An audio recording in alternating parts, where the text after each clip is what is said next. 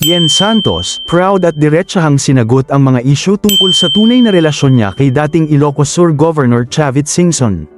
Sa kanyang pinakabagong vlog, makikitang kasama mismo ng aktres si Chavit habang inilalahad nila ang mga totoong detalye sa likod ng mga kumakalat na balita.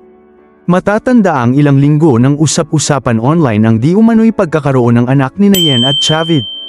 Maraming netizens ang naglabas ng iba't ibang spekulasyon na lalong nagpasiklab ng intriga.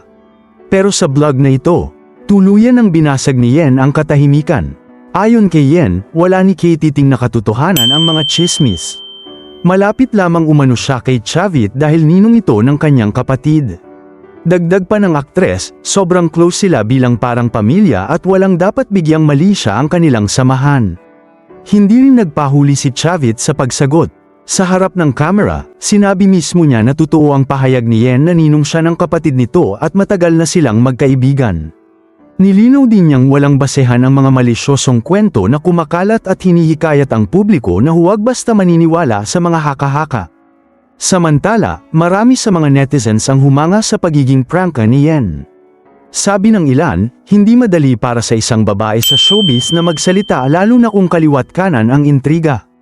Pero pinatunayan niya na kaya niyang manindigan at ipaglaban ang katotohanan. May mga komento rin na nagsasabing mas lalo nilang minahal si Yen dahil hindi siya natakot magsabi ng totoo at protektahan ang kanyang pamilya. Sa kabilang banda, may mga netizens na hindi pa rin kumbinsido at patuloy na naghahanap ng butas. Ngunit ayon sa ilang fans, sapat na ang sinabi ni Yen at Chavit mismo para tapusin ang mga haka-haka. Malinaw, kahit anong intriga pa ang kumalat, pinapakita ni Yen Santos na hindi siya matitinag. Ano sa tingin ninyo? Magkomento sa ibaba at huwag kalimutang mag-subscribe for more videos.